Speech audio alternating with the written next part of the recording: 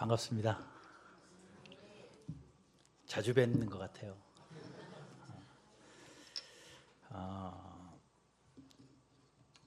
벌써 몇 번째인지 모르겠습니다. 주일 예배도 한 번 왔었고, 특별 새벽 기도에도 한 두서너 번 왔었던 것 같고, 금요일은 처음이네요. 저희 교회를 팽개치고 왔습니다.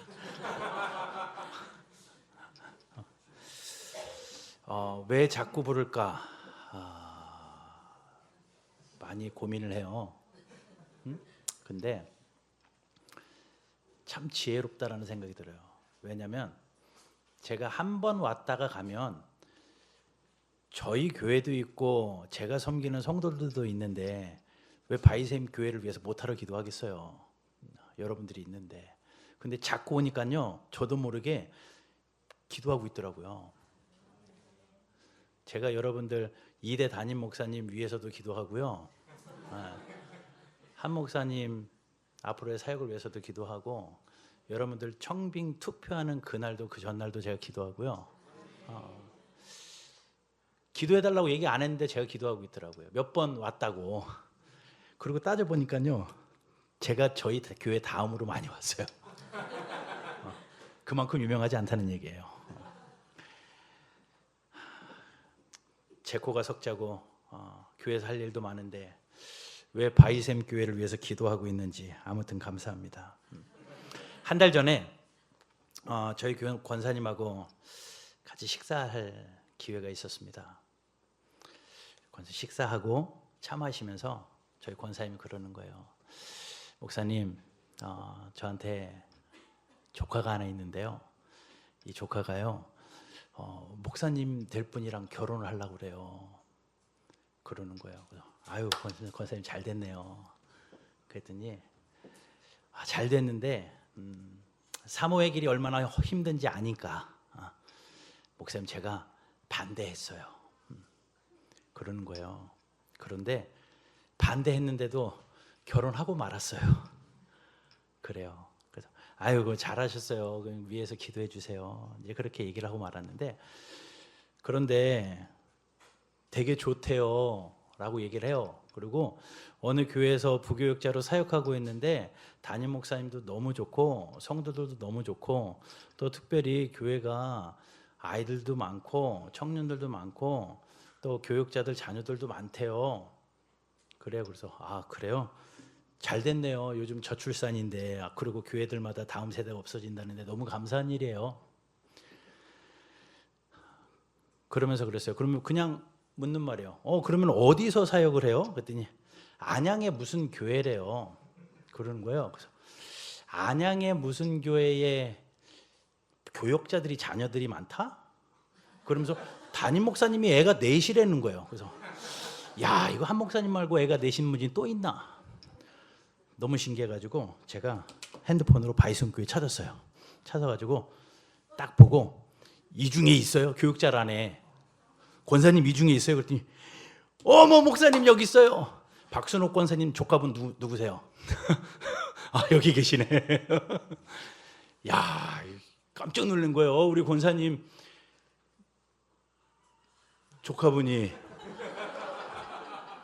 여기 부교역자 사모님이시라니. 기도하니까 이런 관계도 생기더라고요. 너무 깜짝 놀랐어요. 막 소름 돋더라고요. 제가 한 목사님한테 이 얘기 아직도 못했는데. 너무 감사해요. 감사라는 주제로 말씀을 전해달래요. 전화해서요, 목사님께서. 그래서 준비를 했습니다. 뭐 할 이야기 많죠. 또 감사에 대한 이야기만큼 귀한 이야기가 어디 있겠습니까? 그리고 또 누구 말씀인데 순종해야죠. 준비를 하는데 지난주 주말이었던 것 같아요. 교회를 위해서 기도하다 보니까요, 자꾸 마음이 쓰여요. 여러분, 목사가 앞에서 설교할 때요, 언제가 제일 힘든 줄 아세요? 청중이 1000명, 10,000명 있어도 안 힘들어요. 수천 명 앞에서 설교도 해봤지만 1000명, 10,000명이 있어도 그냥 말씀대로 준비한 대로 선포하면 되기 때문에 별로 힘든 일이 없어요. 근데 힘들 때는 뭐냐면요, 청중을 알면 힘들어요. 내가 모르는 청중 1000명이 있으면 하나도 안 힘들다니까요. 근데 내가 잘하는 한 명이 있으면 설교가 진짜 어려운 거예요. 바이샘교회 몇 번 왔다고 또 기도하다 보니까 참 준비하는데 고민되더라고요. 감사에 대한 주제 준비해가지고 딱 하면 되는데 기도하면서 이 생각 저 생각 하다 보니까 여러 가지 생각들이 오버랩이 되는 거예요. 저희 교회 성도들이 한 100여 명 되는데요, 설교 준비해 놓고요, 4장 5장 이렇게 쭉 원고 정리해 놓고도요, 토요일 날 다시 쭉 원고를 들여다보면 여러분 그거 아세요? 설교 행간 사이사이에 성도들 얼굴이 다 들어가 있습니다. 앉아서 듣는 분들은 모를 거예요. 그러면서 저는 그 서재에서 읽으면서 이래요. 와, 요거 이야기할 때 우리 김 집사 굉장히 좋아하겠다. 또 어떨 때는 야, 요 설교하면 우리 이 집사 시험 들겠네. 요거 빼야 되겠다. 다음에 하자. 아직 들을 기가 없다. 뺐다 넣었다 밤새도록 그래요. 설교 한 줄 한 줄에 성도들의 얼굴이 들어가 있으니까 되게 힘들더라고요. 하고 싶은 말도 모르면 막 하는데 상대를 아니까 조심하게 되고 못하게 되고 하고 싶은 말도 참게 되고 또 포장하게 되고 그래서 힘들어요. 바이섬 교회를 위해서 기도하다가 또 말씀을 준비하다 보니까 여러분들 몇 번 봤다고, 또 몇 번 왔다고, 또 몇 번 기도했다고 이런저런 생각하면서 감사 말고 다른 말씀하고 싶은 감동이 막 생겨요. 그래서 목사님한테 전화 드렸어요. 나 감사 주제에 대해서 설교 안 해도 돼요? 그랬더니 괜찮대요. 괜찮대요. 마음대로 하래요. 그래서 감사 주제 안 할 겁니다. 왜 그랬는고 하면 한 목사님 제가 사랑하죠. 벌써 안 지 30년이 지났고 또 한결같이 목회하는 목회 일상에서 서로 협력이 되어지고 또 사랑하는 그 관계이기 때문에 또 저랑 나이도 같지만 제가 조금 더 젊어 보이긴 하지만 나이는 같지만 되게 존경해요. 어떻게 또 개척할 생각을 해요. 저도 개척해봤지만 그거 못할 것 같은데 존경해요. 그리고 참 귀하다고 생각을 합니다. 그분의 앞으로의 사역을 생각해 보니까 또 지금까지 바이섬 교회를 사역한 그 사역의 스토리를 알고 기도하다 보니까 또 2대 담임 목사님 청빙이 준비되어지고 교회가 새로운 일을 위하여 준비하는 그 과정을 알다 보니까 이 말씀 떠오르더라고요. 그리고 이 말씀 같이 나누고 싶어서 오늘 본문 읽었습니다. 같이 기도하고 제 말씀 듣도록 하겠습니다. 사랑의 하나님, 참 귀한 시간입니다. 하나님께서 귀하게 여기시는 아름다운 바위샘 교회에 하나님께서 소중히 여기시는 귀한 성도들 모아주시고 또 함께 기도하라고 이 밤에 저희들을 불러주시니 감사합니다. 하나님, 부족한 종 말씀 전하라 명령하셔서 또 단위에 섰습니다. 하나님, 진실되이 하나님의 말씀만 선포하게 하여 주시고 서로가 힘이 되고 또 위로가 되고 은혜가 되고 결단이 되어지는 귀한 말씀으로 주님 저희들과 함께하여 주시옵소서. 예수님 이름으로 간절히 기도하옵나이다. 아멘. 바울 주변엔 굉장히 많은 사람들이 있었어요. 특별히 바울이 로마서에다 편지를 쓰고 마지막 16장에서 인사하며 이 사람 저 사람들의 이야기를 합니다. 누구는 내가 추천을 하고 누구는 이러하고 누구에게는 인사해야 되고 하면서 로마서 16장 1절부터 쭉 읽어보면 바울의 사람들, 바울이 기억하는 바울의 사람들의 이름이 쭉 기록돼요. 27명이나 나옵니다.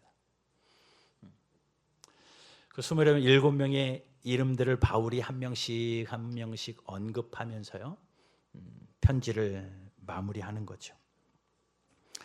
뭐 다 살필 수는 있겠지만 오늘 딱 한 명 이야기하려고 합니다. 바울에게 기억되어졌던 한 사람. 물론 이 27명이 다 귀하지만 바울이 제일 먼저 천거했던, 제일 먼저 추천했던 한 사람. 바울에게 그 사람이 있었다면 바위샘에는 여러분 한 사람의 이름이 기억되는 그런 사람들 되었으면 좋겠다라는 생각이 있어요. 목회자에게 기억되어지는 한 사람, 교회에서 기억되어지는 한 사람, 하나님께 기억되어지는 한 사람. 여러분 한 분 한 분 그런 은혜가 이 밤에 여러분들의 심장에 찾아오는 하나님의 음성으로 들려지는 복이 있게 되기를 주님의 이름으로 축복합니다. 누구냐? 베베입니다. 우리 자매 베베라고 바울이 이야기해요. 여자였어요. 아유, 장로님도 아니고요. 바울이 제일 먼저 추천한 사람이 오른팔과 같은 그 누구도 아니고요. 한 여인이었습니다. 자매라고 합니다. 바울의 최측근 동역자였던 거죠. 제일 먼저 추천을 합니다. 당시의 유대 문화권에는 이런 이야기가 있었어요. 유대인들이요, 기도하면서 하루에 3가지 기도 제목을 가지고 기도하는데, 첫 번째는요, 날마다 이 3가지를 가지고 감사하며 기도해요. 첫 번째는 이방인으로 태어나지 않고 유대인으로 태어난 게 감사합니다. 내가 태어났을 때 이방인이 아닌 유대인인 것이 감사합니다. 두 번째는 내가 노예로 태어나지 않은 것이 감사합니다. 그리고 또 하나의 날마다 감사 제목은 내가 여자로 태어나지 않은 것이 감사합니다. 그러던 시대라고요. 여자로 태어나지 않은 것이 감사하다고 매일 기도하는 그 문화권에 여자가 바울에게 첫 번째로 추천될 수 있었던 이유가 뭘까? 바울의 추천 1호가 이 여인 베베인 이유가 뭘까? 특별히 이 베베라는 이름이요, 아폴로의 여성형 이름이거든요. 그 당시에 잡신들이 많습니다. 빛과 태양을 관장하던 잡신이 바로 아폴로죠. 그 아폴로의 애칭이 포아비스고요. 이것이 베베예요. 그러니 그냥 추측컨대 베베의 부모님은 아마도 다양한 신을 섬기는 그러한 다신론 가정에서 출생했을 것이 분명합니다. 그러니 그런 가정에서 태어난 여인이고 특별히 여자였기 때문에 누군가에게 기억되어지는 한 사람이 되기 쉽지 않았을 텐데, 오늘 16장을 시작하면서 바울은요, 가장 먼저 베베를 천거하는 걸 봅니다. 자, 어떻게 바울에게 기억되어지는 첫 번째 여인이 되었을까? 무엇 때문에 베베가 바울이 천거하는 첫 번째 여인이 되었을까? 그 이야기를 좀 오늘 하려고 합니다. 그걸 좀 보려면요, 사도 바울이 2차 선교 여행을 했던 그때를 좀 돌아가 봐야 돼요. AD 50년경에 고린도에 당도합니다. 거기서 바울이요, 브리스길라와 아굴라의 집에서 말씀을 가르쳐요. 브리스길라와 아굴라의 집에서 말씀을 가르칠 때에 함께 훈련받았던 여자 청년이 베베입니다. 거기서 같이 바울에게 흔히 말하면 말씀 훈련, 제자 훈련을 받았던 겁니다. 바울이 2차 선교여행을 마치고요, 이제 3차 선교여행을 떠났습니다. 다시 고린도를 들르게 되죠. 다시 들렀을 때 브리스길라와 아굴라 가정교회에 방문했고요. 거기서 무엇을 했냐면요, 3차 전도여행, 그 브리스길라 아굴라 집에서 뭘 했냐면 로마서를 썼습니다. 우리가 오늘 읽는 이 로마서를 썼어요. 바울은 로마에 가는 것이 그의 사역의 최종 목표였고요. 그리고 그 로마에 한 번도 가기도 전에 이 로마서를 브리스길라와 아굴라의 집에서 작성하고 있었습니다. 한 가지 고민이 있죠.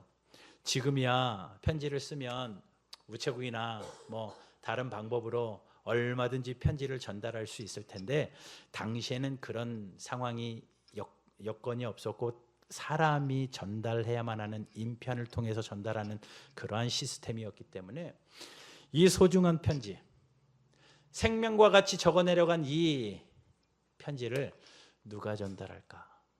누구에게 맡기면 가장 안전하게 충성되게 이 로마서를 전달할 수 있을까? 쓰면서 그 고민을 같이 했을 것 같아요. 편지를 다 쓰고 결정할 때에 바울이 누구를 선택했냐면요, 이 베베를 선택합니다. 그래서 오늘 본문에 베베를 첫 번째로 갱그리아 교회의 일꾼이었던 그 베베를 첫 번째로 추천하면서 그들에게 이 편지를 전달하는 전달자로 베베를 세우고 부탁을 해요. 어떻게 그럴 수 있었을까요?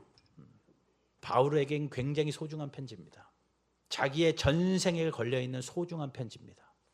모든 엑기스를 다 쏟아부은 소중한 편지입니다. 그리고 바울은요, 성향상 일중심이었던 사람이었기 때문에 마가 보세요. 전도회 선교여행 다니다가 한 번 도망가니까 다시는 안 끼워주잖아요. 충성된 사람은 믿지만 왔다 갔다 하는 사람들은 바울이 껴주지 않았던 성향인 걸 볼 때 이 베베는 분명히 충성된 사람입니다. 아마도 아무에게나 대충 보내고 맡기는 그러한 성향이 아니었다라는 겁니다. 그러고 보면 이 베베는 한 5년간의 세월 동안에, 예수 믿는 5년간의 세월 동안에 바울이 믿음직할 만한 충성됨이 그에게는 분명히 있었고요. 그 충성됨이 바울에게 확신이 되어서 바울이 그 베베에게 이 편지를 맡겨요. 굉장히 소중한 편지를요. 로마로 전달하는 그 길이 쉽지는 않았을 겁니다. 그 길이 얼마나 먼 길인데요. 약 1400km 정도 되는 거리였습니다. 배를 타고 육로를 통해서 여자의 몸으로 그 편지가 훼손되지 않도록 편지를 전달하는 거, 이게 쉬운 일이겠습니까? 두루마리로 쓰여진 그 편지를 가슴에 품고 비가 오나 눈이 오나 1400km, 직선거리로 1400km니까 더 되겠죠. 아마도 몇 달을 그 편지 하나 전달하기 위하여 몸이 부서져라 전달했던 그 여인의 모습을 한번 상상해 보십시오. 남자의 몸도 아닌 여자의 몸으로요. 여기서 분명한 우리가 알 수 있는 한 가지, 깨달을 수 있는 건요, 하나님의 일은요, 하나님이 귀한 일을 맡기실 때는요, 남자 여자 보지 않고요, 빈부귀천 보지 않고요, 나이 많고 적음 보지 않고요, 충성됨 보고 맡기십니다. 바울이 베베를 선택했던 딱 한 가지 이유는요, 만약에 1400km를 가야 하는 그 거리를 따졌을 때면 몸이 날쌔거나 건장하거나 며칠 굶어도 꿈쩍 안 할 것 같은 사람, 싸움에도 이길 수 있을 만한 사람, 어떤 위험에서도 살아남을 수 있는 그런 건장한 사람을 세웠을 텐데 그거 아니었거든요. 충성되이 이 편지가 훼손되지 않고 이 편지가 목적지까지 잘 갈 수 있도록 충성된 사람에게 바울이 맡겼듯이 하나님께서는요, 하나님의 일을 충성된 사람에게 맡기셔요. 변질되지 않는 한 사람, 충성된 사람에게. 여러분, 베베가 이 로마서를 잘 전달했게요, 못했게요? 잘 전달했죠. 바울의 믿음대로 충성되이 잘 전달했겠죠. 그렇기 때문에 그 로마서가 지금 우리도 읽고 있고요, 그 여인의 헌신 때문에 이 로마서가 종교 개혁의 기반이 되었던 것 아시죠? 성경에, 아니 기독교 역사의 유명한 믿음의 사람들의 회심의 그 포인트가 로마서에 있다는 것 아시죠? 성경의 정수가 로마서고 굉장히 귀한 복음의 진리인 말씀이 로마서인데, 이 말씀을 베베가 잘 전달했기 때문에 이 조선 땅에도 들어오게 되었고, 저와 여러분도 오늘 이 로마서를 읽을 수 있는 겁니다. 이 한 여인의 헌신됨 때문에요. 충성됨 때문에. 여러분, 하나님이 하나님의 일을 맡기시고요, 교회를 맡기시고요, 사명을 맡기실 때는 다른 것 보지 않습니다. 충성됨 보십니다. 여러분, 충성되이 감당하셔서 하나님이 천거하는, 하나님이 추천하는 한 사람 되시기를 바라고, 여러분 충성된 바위샘의 사람들 되셔서 목사님뿐만 아니라 교회 전체에서 누구를 세울까 할 때 충성된 일꾼으로 든든히 서 계시는 한 분 한 분 다 되시기를 주 예수 그리스도 이름으로 축원합니다. 고린도서 3장 3절 보면요, 이런 말씀이 있어요. 우리 같이 한번 읽어볼까요? 3장 3절입니다. 시작.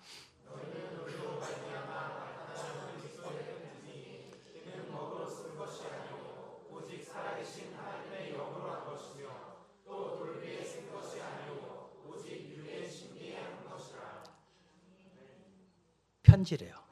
성도를 그리스도의 편지래요. 여러분들 삶이 편지라고요. 하나님께서 돌비에 쓴 것이 아니요 오직 육의 신비의 말씀을 새겨서 우리로 하여금 말씀대로 이 땅에서 살라고 보내시고 우리를 편지로 보내셨대요. 여러분, 읽혀지지 않은 편지는 편지가 아니고요, 전달되지 않은 편지는 편지가 아닙니다. 여러분들을 그리스도의 편지로 이 땅에 보내셨다면요, 여러분들 주변에 여러분들의 그 신비에 새겨진 하나님의 말씀이 읽혀지도록 보여지는 것이 여러분들의 사명이에요. 누구에게 맡기셨다고요? 충성된 사람들에게요. 베베가 충성되이 그 편지를 잘 전달했던 것처럼 여러분들의 신비에 새긴 하나님의 말씀, 이 편지가 여러분들 주변에 있는 믿지 않는 사람들에게 잘 전달되어지는 그러한 충성된 바위샘의 사람들 되시기를 주님의 이름으로 축복합니다. 걸어다니는 편지입니다. 읽혀지지 않는 편지가 되지 않기를 바라고, 훼손된 편지가 되지 않기를 바라고, 사람들에게 잘 전달되어져서 하나님의 그 사랑의 마음을 전달하는 축복의 통로들 되시기를 주 예수 그리스도 이름으로 축복합니다.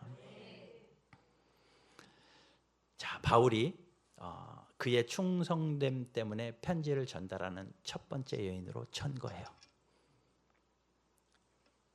또 하나의 이야기를 해보면 1절에 보면 그는요 겐그레아 교회의 일꾼이었다라고 성경은 이야기합니다. 겐그레아 교회의 일꾼이었다.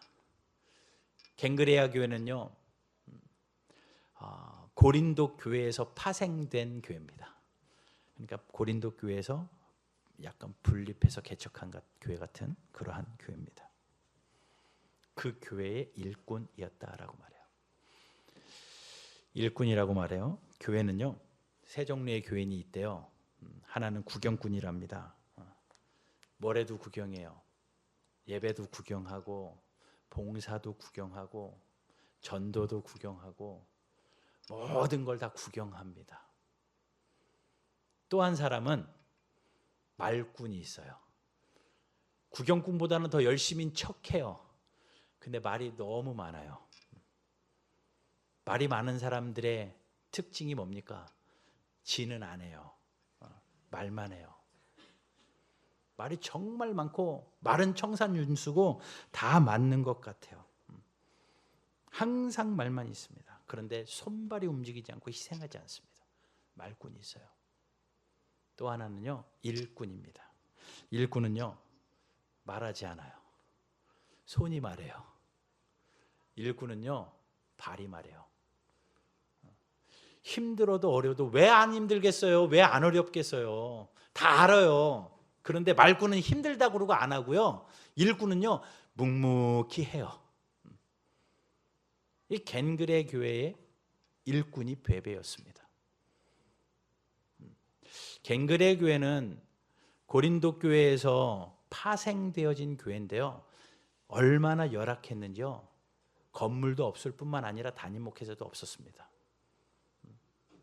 그리고 사람도 없었습니다. 아마도 베베의 집에서 모였을 것 같아요. 그러니 베베가 이것저것 다 한 겁니다. 목회자의 역할부터 뭐 그냥 허드렛 일까지 전부 다 하는. 일하다 보면 큰 교회가 왜 아니 부럽겠어요.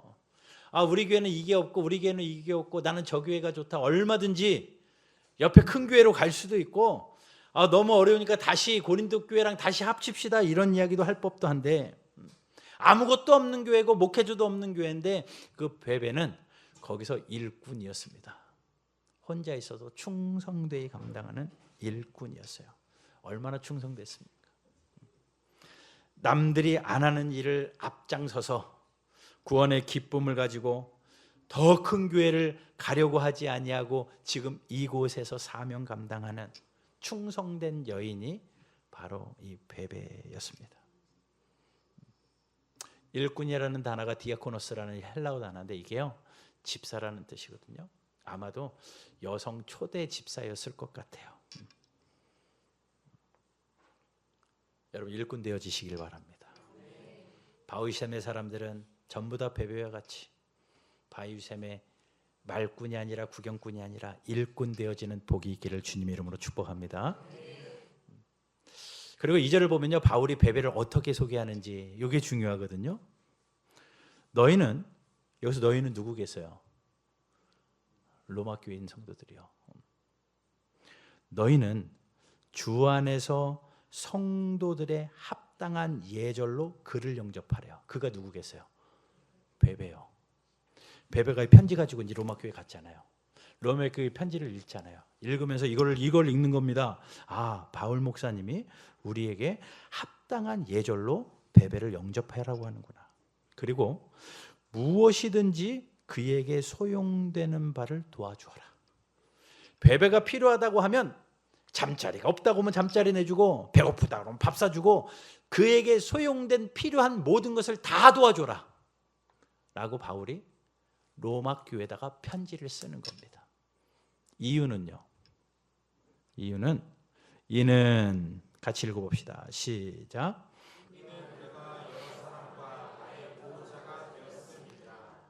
딱 하나예요. 뭐냐면 내 보호자가 되어준 거예요.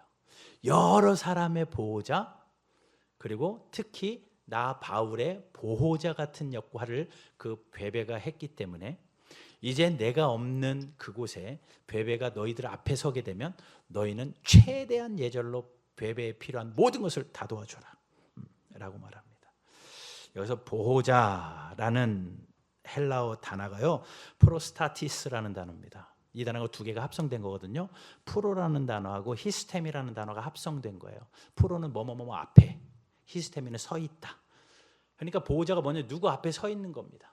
그 사람 앞에 딱 서가지고 앞서거나 뒤서거나 그 사람을 밀어주고 보호해주고 책임져주는 역할을 베베가 한 겁니다.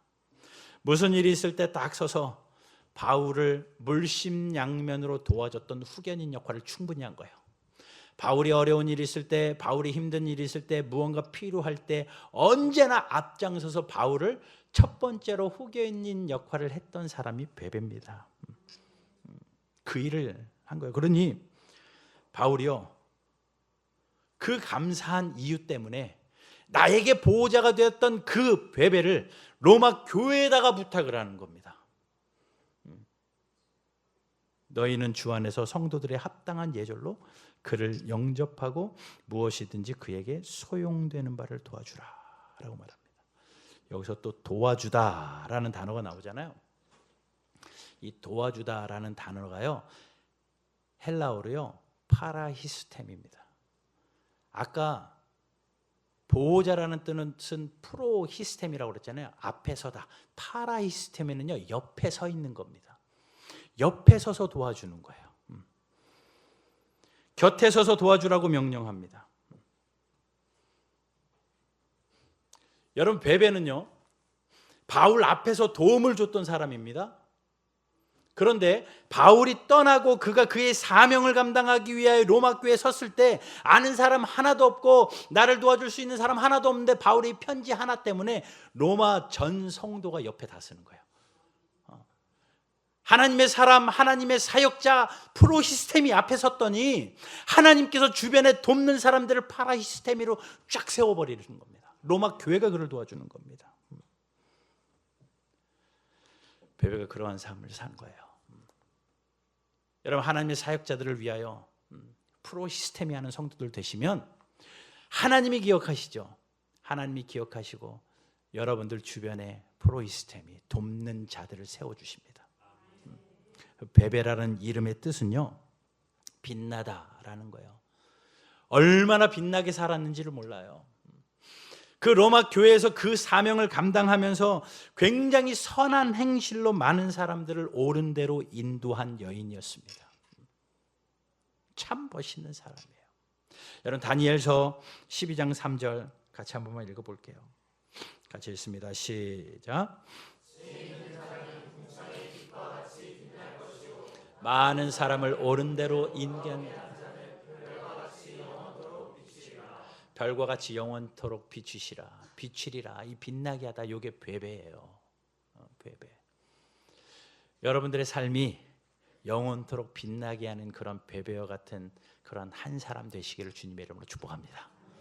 이 바울의 사람, 오늘 많은 16장에 있겠지만 이 베베라는 이 한 사람의 이름이 제일 먼저 천거되어지는 것처럼 여러분들 한 분 한 분이 바위샘의 사람들 되셔서 하나님의 나라와 하나님의 영광을 위하여 때로는 프로시스템이 조력자로 서시고 동역자로 서시고 충성된 일꾼으로 서시는 여러분 모두 되시기를 주 예수 그리스도 이름으로 축원합니다. 여러분 마음을 확정하셔야 돼요. 마음을 정하셔야 됩니다. 흔들리지 마시라는 겁니다. 상황 보면 흔들려요. 상황 보면 마음이 흔들리는 건 당연합니다. 아까 찬송하신 분 광야 이야기 하시던데, 광야에 있으면요 춥고 배고프고 흔들리는 것이 투성입니다. 내가 하나님 나라의 교회의 일꾼이라고 생각하면 흔들릴 일 많고요. 나는 아직 나이가 어리니까, 나는 아직 직분도 없으니까, 나는 아직 물질도 부족하니까 라고 하면서 하나님의 나라에 대해서, 하나님의 사용됨에 대해서 흔들리는 사람들이 참 많습니다. 근데 흔들리지 마시고 뭘 해야 되냐면요, 확정해야 되는데 마음을 확정하시라는 겁니다. 광야에 많은 사람들이 있었죠. 아까 광야 얘기하셔서 광야에 많은 모세나 세례 요한 이런 말씀들 하셨는데, 광야하면 떠오르는 한 사람이요 다윗이에요. 다윗이 10년 동안 광야에서, 엔게디 광야에서 도망자로 살았거든요. 광야가 집이 아니라요, 사울의 칼날을 피해서 10년간 도망자의 신세를 살았던 사람입니다. 도망가다가 적군의 땅인 블레셋에도 들어가요. 그래서 거기서 잡혀가지고 그냥 미친 척하다가 쇼하면서 간신히 도망 나오기도 합니다. 그게 시편 56편에 그 이야기가 나오거든요. 그 블레셋에서 도망 나와가지고 이제 이스라엘의 국경에 가가지고 어느덧 밤이 돼버렸습니다. 컴컴한 밤이 되어지고 피할 곳이 없고 두려움이 엄습해 오자 그가 그래도 안전하게 좀 쉬려고 어느 한 동굴을 찾아 들어갔습니다. 그 동굴에 들어가서 철썩 주저앉아가지고 하나님 앞에 한탄하며 하소연하는 거예요. 그러면서 쓴 시가 시편 57편이거든요. 아둘람 동굴이에요. 그 57편 1절 한번 읽어보겠습니다. 시편 57편 1절 같이 읽을게요. 시작.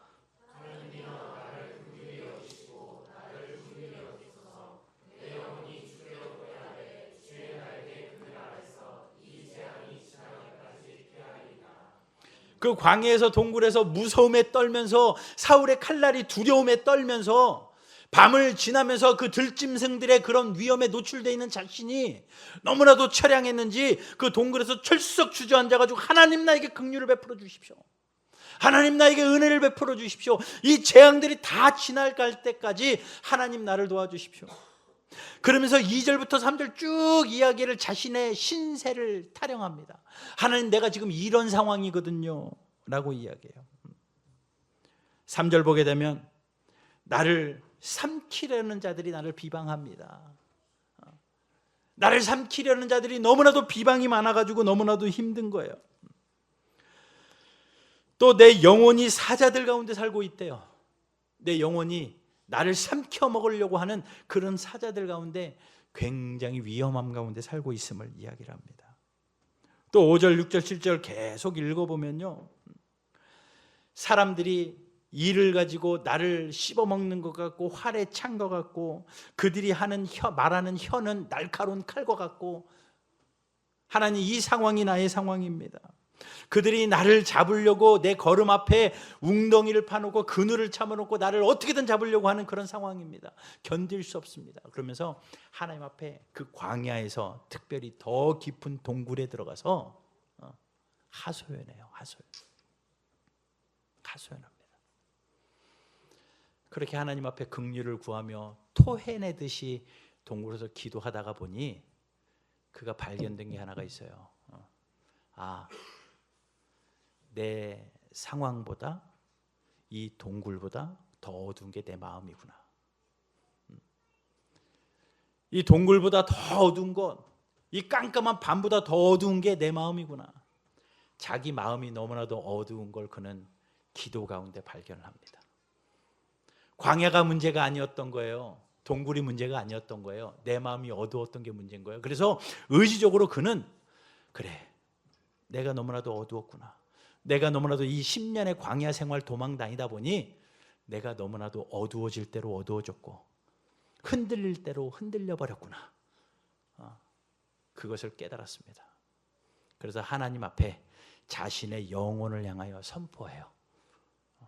의지적으로. 상황이 변한 것 하나도 없고요, 아직 했던 것도 아닌데 그냥 의지적으로 자기의 마음이 어두운 자기 마음을 향하여서 그는 선포하기 시작을 합니다. 7절 보면요, 하나님이여 내 마음이 확정되었고 내 마음이 확정되었으니 내가 노래하고 내가 찬송하리이다. 하나님 앞에 그 마음을 확정해 버립니다. 하나님 흔들렸던 내 마음이 문제입니다. 하나님 확정합니다.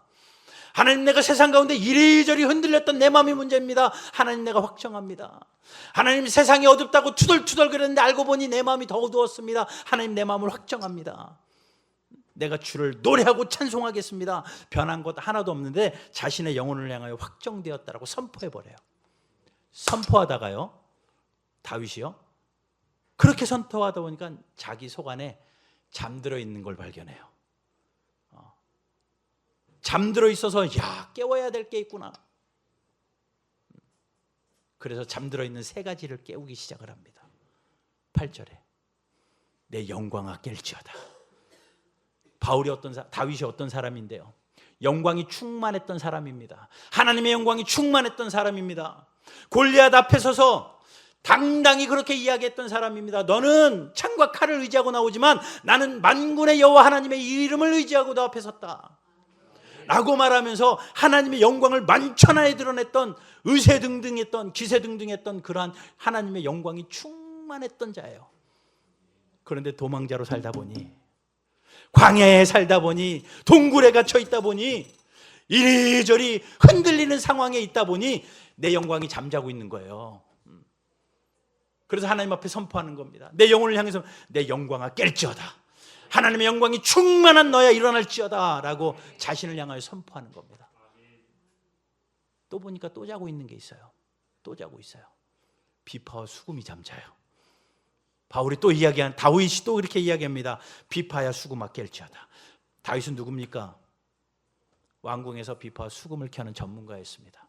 얼마나 잘 켜고 얼마나 잘 연주를 했으면 사울이 왕궁으로 불러가지고 비파와 수금을 켜라고 그곳에 세웠던 사람이 다윗이에요.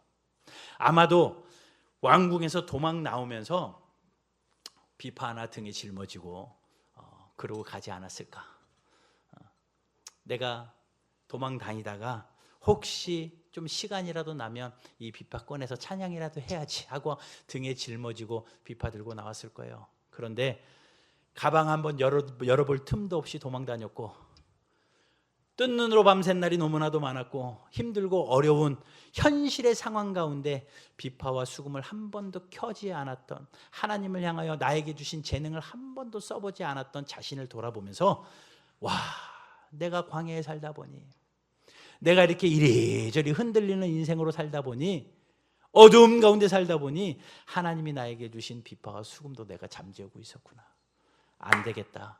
내 마음이 확정된 김에 선포해야지. 비파와 수금아 깰지어다. 그리고 보니 또 한 가지가 자고 있어요. 새벽이 자고 있습니다. 새벽 예배 드리라는 이야기가 아니에요. 뭐냐면요, 새벽이 올 때까지 깨어 있겠다라는 겁니다. 내가 새벽이 올 때까지 주를 찬송하겠습니다. 이 세 가지가 잠자고 있는 것을 알기 때문에 영광아 깰지어다, 비파와 수금아 깰지어다, 새벽아 깰지어다 라고 선포하며 그는 자리에서 벌떡 일어나기 시작을 합니다. 그리고 굴 밖으로 나가는 거예요. 굴 밖으로 나가서 하늘을 보니 아직 여전히 밤이에요. 들어올 때처럼 캄캄한 밤입니다. 너무나도 무섭고 흔들렸던 밤입니다. 여전히 밤인데 하늘을 보니 초롱초롱 빛나는 별들이 나를 바라보는 따뜻한 하나님의 눈빛으로 보이기 시작을 하고, 칠흑같이 어두워서 벌벌 떨며 무서워했던 그 풍경이 하나님의 인자와 진리가 가득한 것으로 보이고, 그래서 그는 아마도 동굴에서 두 손을 들고 하늘을 바라보며 이렇게 찬송했을 것 같아요. 시편 57편 10절. 무릇 주의 인자는 커서 하늘에 미치고 주의 진리는 궁창에 이르나이다. 하나님이여, 주는 하늘 위에 높이 들리시기며 주의 영광이 온 세계 위에 높아지기를 원하나이다. 다윗이 회복되는 거죠. 광야에서, 동굴에서. 요는 이거였습니다.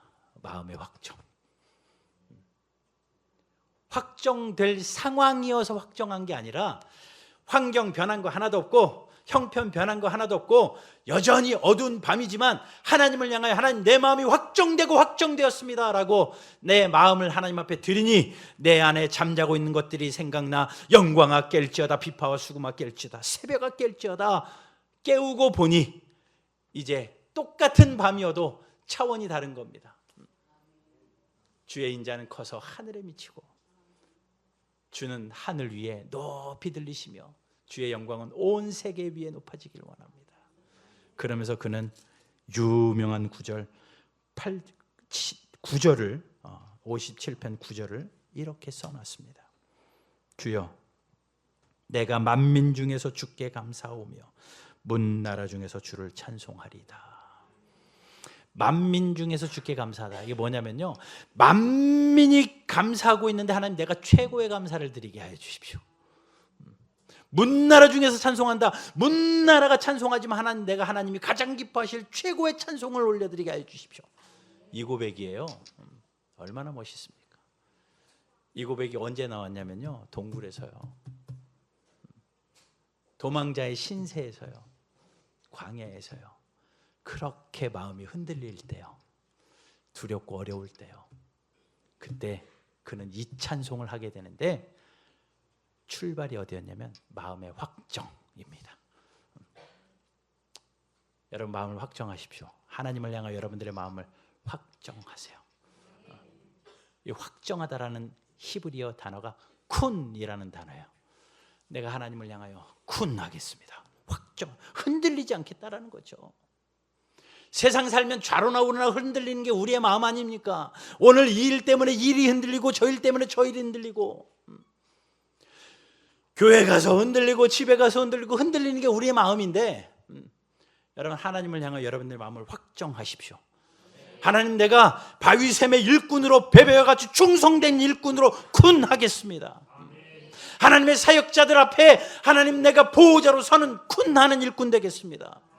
흔들리지 않고 하나님의 나라와 영광을 위하여 세워내는 그러한 하나님 앞에 서 있는 충성된 일꾼.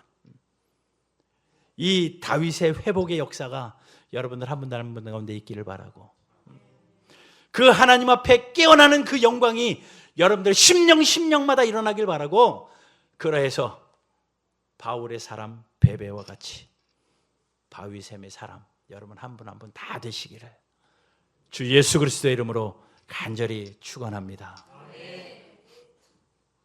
이제 함윤길 목사님 안 계시니까 더 편해요. 계시면 또 안 계신 거 모르시면 목사님 편찮으시대요. 기도해 주십시오. 갑자기 좀 편찮으셔서 못 드신다고 하는데, 이제 다음 사역을 위하여 준비하는데, 여러분들이 기억되어지는 그런 베베와 같은 분들 되셔야 됩니다. 또 교회를 세우고 또 하나님 나라를 세워가는 그런 충성된 충직한 베베와 같은 사람, 여러분 다 그렇게 되실 수 있죠? 얼마나 귀합니까? 바울에겐 그러한 사람이 있었다면 바위샘에는 너가 되래가 아니라 내가 되겠습니다. 마음에 확정하십시오. 쿤 하십시오. 우리 같이 찬송할게요.